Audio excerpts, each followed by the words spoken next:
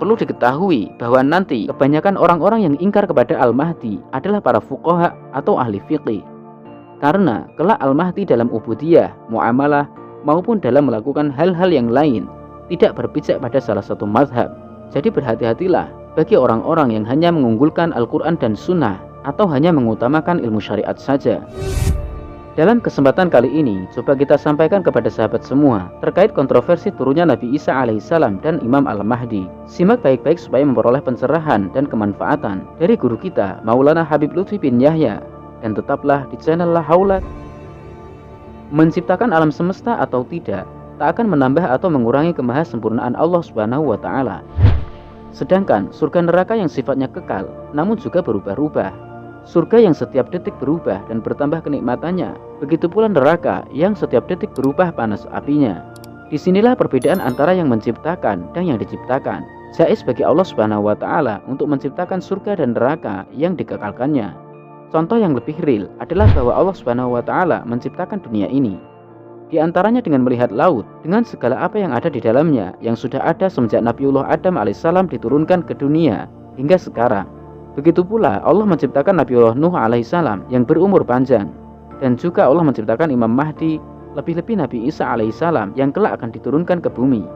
Keterpautan jarak hidup usia Nabi Isa alaihissalam dengan Imam Mahdi adalah hampir 800 tahun. Lalu mengapa Nabi Isa akan diturunkan di akhir zaman selain untuk memerangi Dajjal laknatullah dan setelah Imam Mahdi diturunkan? Pertama, Nabiullah Isa alaihissalam diangkat ke langit oleh Allah Subhanahu wa Ta'ala dan pernah bertemu langsung dengan baginda Nabi Muhammad SAW saat Mi'raj dalam keadaan berjaga dalam kehidupan. Karena beliau Nabi Isa alaihissalam belum meninggal dunia, maka beliau adalah saksi utama dalam kehidupan baginda Nabi Muhammad SAW dengan segala kebesarannya. Nabiullah Isa alaihissalam kelak akan meneruskan syariat Nabi Muhammad SAW. Meskipun demikian, tidak mengurangi status kerasulan dan kenabian Nabi Isa alaihissalam, karena masih ada yang di atasnya, yakni baginda Rasulullah SAW, Sayyidu kulli Rasul wa Sayyidu kulli Nabi, pimpinan para Rasul dan Nabi. Kesaksian Nabi Isa alaihissalam tidak hanya atas kebesaran baginda Nabi Muhammad SAW saja, akan tetapi juga akan membantah orang-orang yang mengatakan bahwa kakek Nabi Muhammad dan kedua orang tuanya belum beriman. Nabi Isa alaihissalam akan menjawab terhadap pendapat yang mengatakan bahwa Nabi Muhammad SAW hanya bertugas menerima wahyu semata atau hanya mengantarkan wahyu belaka yang tidak tahu apa isi dari risalahnya. Seolah-olah baginda Nabi Muhammad SAW dianggap sebagai tukang pos, dan itu sungguh pendapat yang aneh. Dunia Arab sebelum baginda Nabi Muhammad SAW lahir, seperti banyak dijelaskan di buku-buku sejarah, berada dalam kehidupan jahiliyah. Seolah-olah bangsa Yahudi dan Bani Israel lebih tinggi dalam kastanya. Bahkan yang lebih mengkhawatirkan lagi adalah bila ada argumen yang mengatakan bahwa Nabi Isa alaihissalam dan ibunya Siti Maryam sudah jelas seorang mukminah, sementara menganggap kedua orang tua baginda Nabi Muhammad SAW belum beriman. Apakah itu artinya tidak lebih mulia Nabi Isa alaihissalam daripada baginda Nabi Muhammad SAW? Inilah pendapat yang berbahaya yang tanpa mereka sadari justru telah menyakiti baginda Nabi Muhammad SAW. Dan barang siapa yang menyakiti baginda Nabi Muhammad SAW, maka dia termasuk golongan orang-orang kafir. Na'udzubillah min dzalik. Kedua, diturunkannya Nabi Isa alaihissalam kembali dan masuk dalam jajaran umat baginda Nabi Muhammad SAW untuk menunjukkan bahwa baginda Nabi Muhammad SAW adalah Sayyidul Anbiya wal Mursalin dan seorang nabi yang paling mengerti tentang umatnya, baik secara lahir maupun batin. Dan juga untuk menunjukkan bahwa yang mengetahui isi Al-Quran dan rahasianya hanyalah Rasulullah Muhammad SAW. Sekalipun baginda Nabi Muhammad SAW dijadikan nabi terakhir, akan tetapi kenabiannya dari segala para nabi dan rasulnya dari para rasul.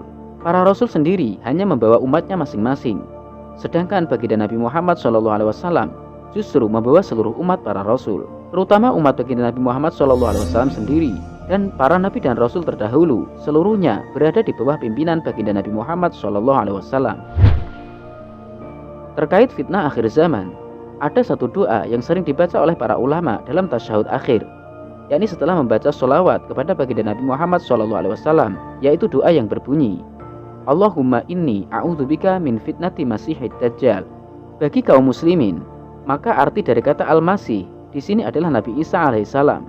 Sementara bagi orang Yahudi, yang dimaksudkan dengan kata al-masih tersebut adalah dajjal. Sehingga dengan itu kaum muslimin pasti akan mengharap turunnya Nabiullah Isa alaihissalam dan Imam Mahdi. sementara bagi orang-orang Yahudi sangat mengharapkan akan turunnya Dajjal. Siapakah yang dimaksud dengan Al-Mahdi tersebut? Apakah dia sudah dilahirkan atau belum? Sudah ada atau belum ada? Secara logika, tidak mungkin kelahiran Al-Mahdi dilahirkan di akhir zaman. Akan tetapi, dia justru akan dilahirkan di akhir zaman dengan tanda-tanda tertentu. Mengapa demikian? Karena sangat banyak pendapat para sejarawan yang menguraikan tentang hal itu. Bagi kita yang mengikuti para ulama, keberadaan Al-Mahdi tidak terlepas dari dasar-dasar hadis dan sunnah Rasulullah SAW yang sahih, di mana baginda Nabi Muhammad SAW pernah bersabda, "Kelak dari keturunan anak putriku Fatimah akan melahirkan seorang pria yang namanya seperti namaku, nama ayahnya seperti nama ayahku, dan nama ibunya seperti nama ibuku.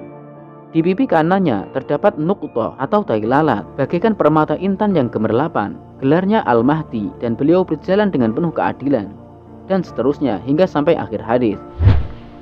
Bagi Allah Subhanahu wa Ta'ala, memanjangkan umur seseorang mau diberi umur 1000 tahun lebih, maka hal itu bukanlah sesuatu yang mustahil. Dan tentunya hal itu sangat mudah. Orang tersebut fisiknya dibuat muda selamanya. Keluasan ilmu dan wawasannya bagai keluasan pandangannya. Semua itu bukanlah suatu yang mengherankan. Akan tetapi lebih tepatnya kalau kita mengucapkan Subhanallah, Maha Kuasa Allah dalam segala ciptaannya. Begitu pula dengan keberadaan Al-Mahdi. Bila Allah Subhanahu wa Ta'ala menghendaki yang demikian itu, yakni dengan diberi umur panjang, maka itu adalah karena beliau memiliki tugas untuk meluruskan orang-orang yang tersesat, mengembalikan mereka ke jalan yang benar, di samping juga sebagai saksi sejarah yang telah dilalui manusia dari kurun demi kurun. Yang terakhir, perlu diketahui bahwa nanti kebanyakan orang-orang yang ingkar kepada Al-Mahdi adalah para fuqaha atau ahli fiqih. Karena kelak Al-Mahdi dalam ubudiyah, muamalah, maupun dalam melakukan hal-hal yang lain tidak berpijak pada salah satu mazhab.